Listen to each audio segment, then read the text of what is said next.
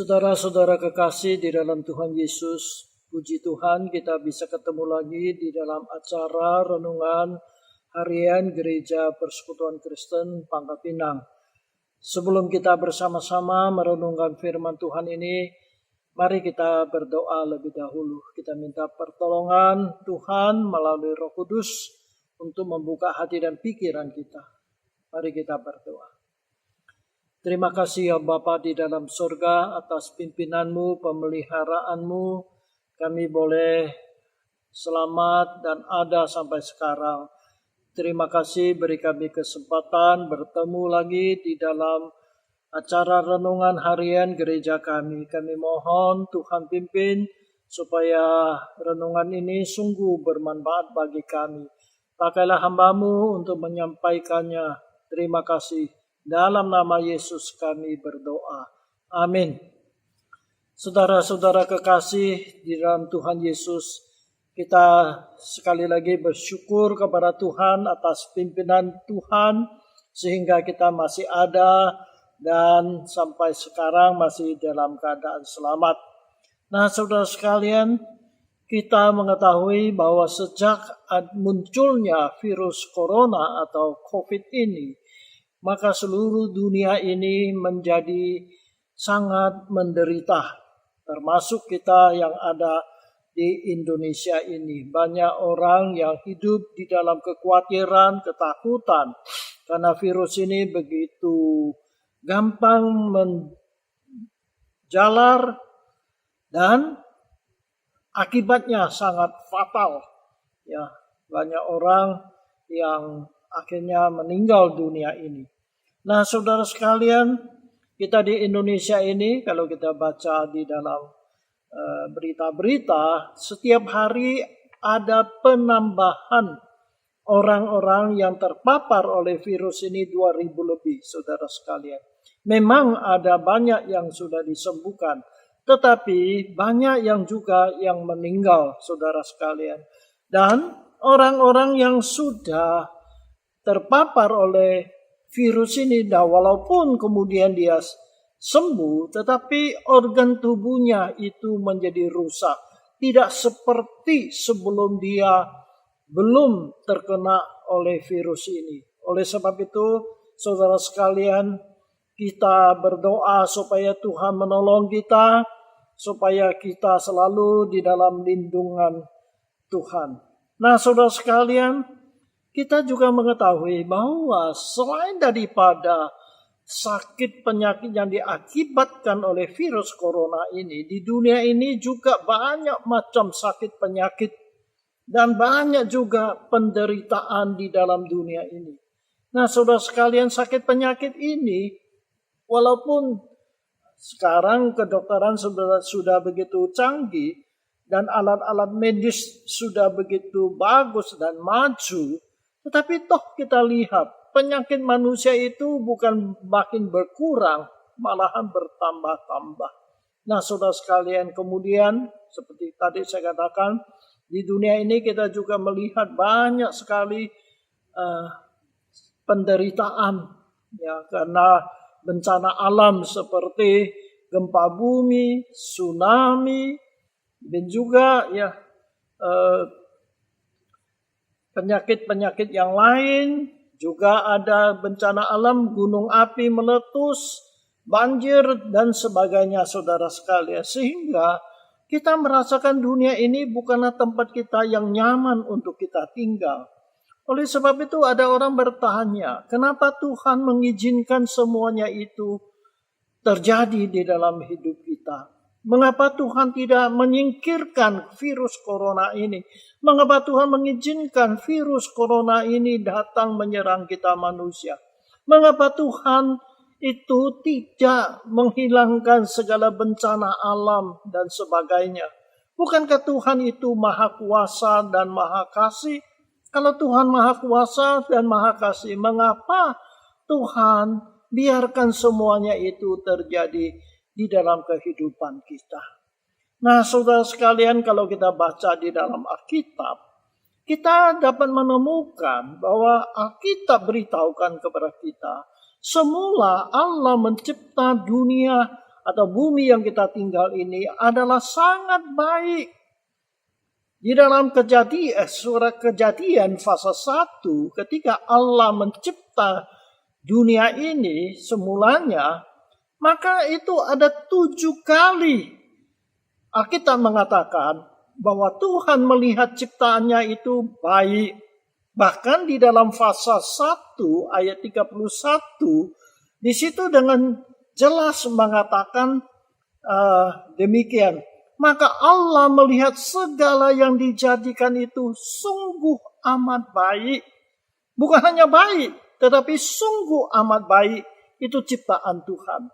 Nah, saudara sekalian, kenapa ciptaan Tuhan, dunia yang kita tinggal, bumi yang kita tinggal itu yang begitu baik, kok sekarang begitu banyak penderitaan?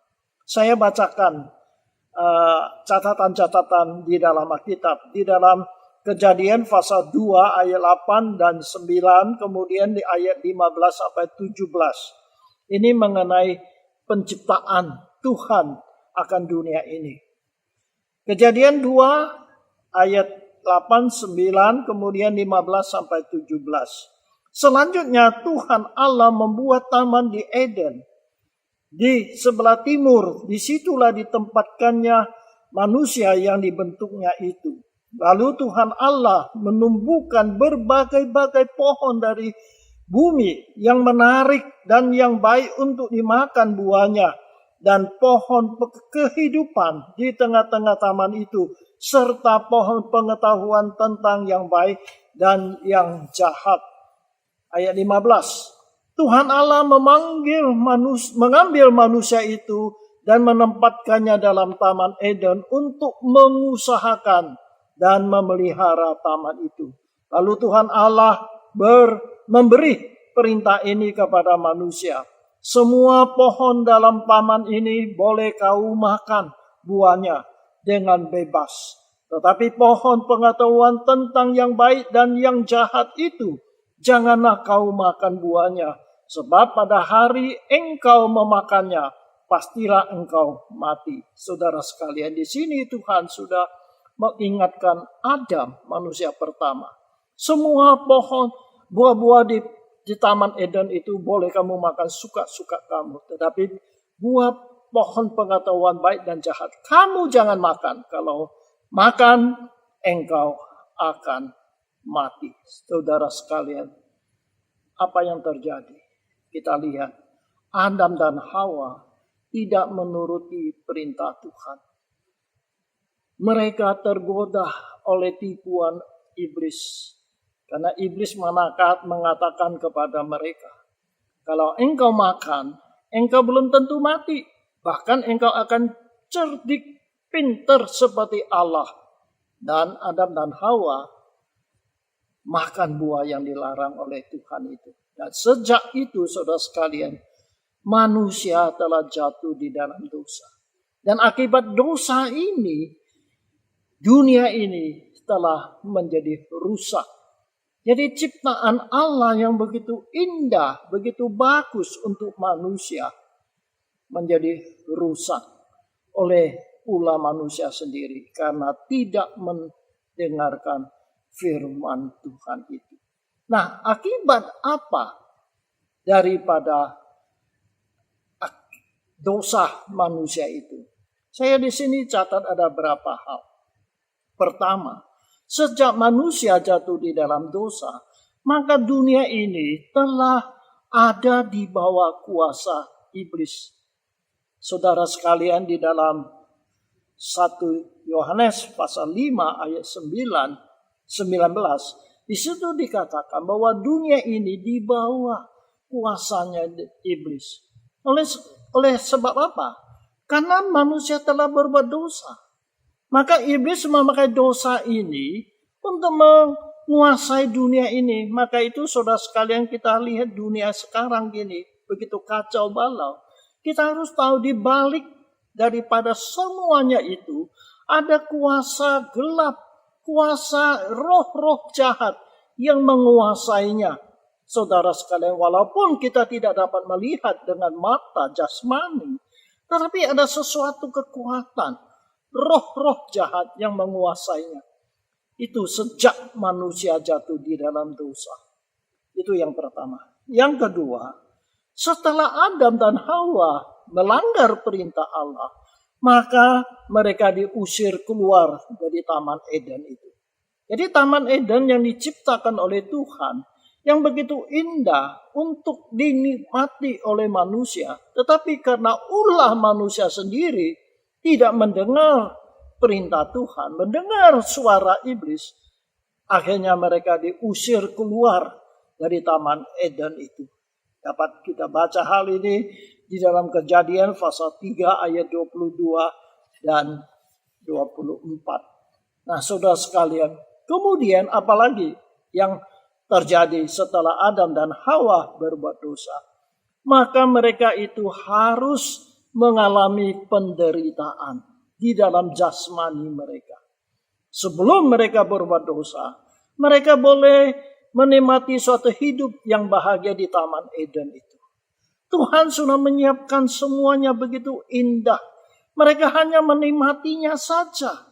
Tetapi setelah mereka berbuat dosa, mereka diusir keluar dari Taman Eden. Dan Tuhan tidak mengizinkan mereka kembali ke dalamnya. Dan sejak itu manusia harus menderita. Allah berkata kepada Adam, engkau harus banting tulang, berjeri lelah, baru dapat makan. Demikian juga kepada si Hawa, si perempuan itu, Tuhan mengatakan, engkau akan sangat menderita di dalam melahirkan anak. Saudara sekalian, ini satu fakta. Seorang ibu kalau dia melahirkan anak, dia harus sangat-sangat menderita. Itu kenapa? Karena hukuman Tuhan, karena dosa-dosa mereka. Jadi ini akibat daripada dosa manusia. Kemudian akibat yang keempat adalah manusia itu harus mengalami kematian. Allah berkata kepada Adam, kalau engkau makan buah yang dilarang itu, engkau akan mati. Tapi saudara sekalian, apakah Adam dan Hawa setelah makan buah itu langsung mereka mati? Tidak, saudara sekalian. Yang maksudnya mati di sini ada 3 hal. Yang pertama, mati dalam rohani. Hubungan mereka menjadi rusak dengan Allah. Yang kedua adalah mereka akan mengalami kematian jasmani. Itu akan dialami oleh kita semua orang. Hidup kita hanya berapa puluh tahun, kemudian kita akan mati, saudara sekalian. Dan kematian yang ketiga, yang ketiga itu adalah roh jiwa kita akan dihukum di dalam kesengsaraan yang kekal. Jadi di dunia ini kita sudah menderita.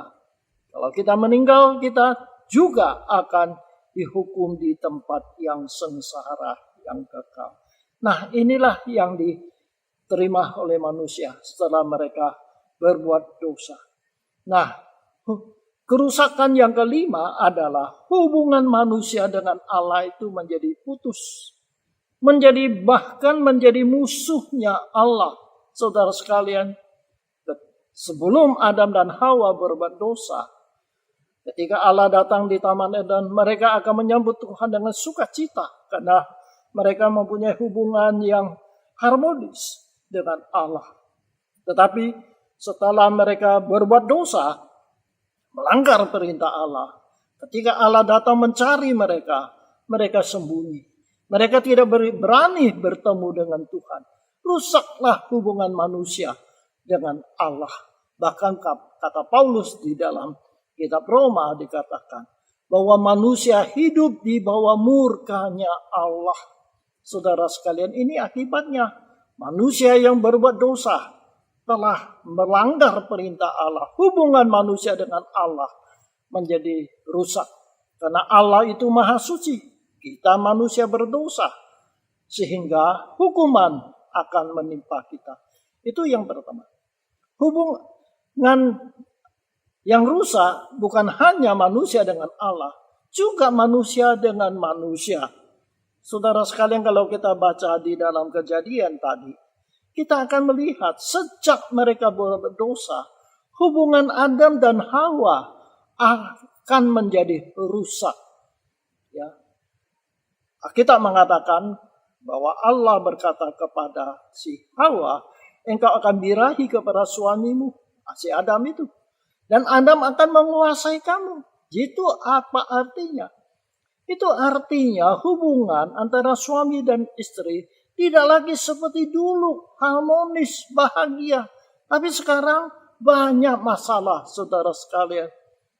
Hari ini kita saksikan sendiri bagaimana hubungan antara suami dan istri begitu kacau. Banyak terjadi perceraian dan sebagainya, saudara sekalian. Itu akibat daripada dosa. Akibat yang kedua adalah hubungan antara saudara dengan saudara, manusia dengan manusia dengan manusia akhirnya menjadi rusak. Kita tahu Adam punya anak, Habel dan Kain. Apa yang terjadi di antara kedua saudara kandung itu? Anak-anak Adam dan Hawa. Kita mencatat mereka itu ada perselisihan. Dan akhirnya kita mencatat Kain itu membunuh adiknya Habel. Saudara sekalian, jadi kasus pembunuhan di dunia ini terjadi di dalam keluarga Adam. Antara saudara kandung dengan saudara kandung. Itu menandakan apa? Dosa telah merusak hubungan antara keluarga, anggota keluarga. Oleh sebab itu, saudara sekalian, di sini kita melihat dunia yang dicipta oleh Allah yang begitu indah, tetapi rusak oleh ulah manusia karena mereka melanggar perintah Allah. Dan hari ini saudara dan saya masih hidup di dalam dunia ini. Kita masih hidup dalam dunia yang banyak penderitaan. Selain daripada sakit penyakit, selain daripada kerusakan alam, ya, ada segala kekacauan di dalam dunia ini, juga kerusakan di dalam keluarga dan sebagainya, saudara sekalian. Itu semua adalah karena dosa. Dan saudara sekalian, kalau kita melihat dunia ini memang bukanlah tempat kita yang nyaman lagi untuk kita tinggal. Banyak penderitaan. Lalu kita bertanya, apakah ini akan terus menerus sampai selama-lamanya? Kita beritahukan kepada kita, tidak. Dunia ini akan berakhir. Pada satu hari ketika Tuhan Yesus datang kembali dari sorga, Tuhan Yesus akan datang lagi ke dunia ini. Dan dunia ini akan diakhirinya. Bumi yang kita tinggal ini akan diganti dengan satu dunia yang baru. Ciptaan baru. Oleh sebab itu, saudara sekalian, sementara kita hidup dalam dunia ini, kita harus mengerti bahwa sebenarnya Allah mencipta dunia ini adalah indah untuk ditinggal oleh manusia. Tetapi karena ulah manusia berbuat dosa, sehingga rusaklah dunia yang kita tempati ini. Tetapi kita bersyukur satu hari Tuhan akan datang dan mengakhiri segala penderitaan ini. Dan Tuhan akan menjadikan satu dunia yang baru. Kiranya Tuhan menolong kepada kita yang masih hidup di dalam masa-masa pandemi ini. Biarlah kita tetap bersandar kepada Tuhan. Amin. Mari kita berdoa. Bapa di dalam sorga, terima kasih. Walaupun hari ini kami masih hidup di dalam masa-masa pandemi virus corona ini. Banyak penderitaan dan segala kesusahan yang harus kami hadapi. Tetapi ya Tuhan, kami bersyukur Engkau tetap adalah Tuhan kami. Engkau tetap mengasihi kami. Dan kami yakin satu hari bahwa dunia yang kami tempati ini akan berakhir. Dan Tuhan akan menjadikan satu dunia yang baru lagi. Terima kasih Tuhan. Terima kasih. Kuatkan iman kami di masa-masa yang sulit. Masa-masa yang penuh dengan penderitaan ini. Kami tidak putus asa. Tetapi kami tetap bersandar kepada Engkau. Kuatkan iman kami ya Tuhan. Di dalam penderitaan kami tetap setia kepada Engkau. Terima kasih Tuhan. Dalam nama Yesus kami berdoa dan terima kasih. Amin. Tuhan berkati kita. Sampai berjumpa lagi. Amin.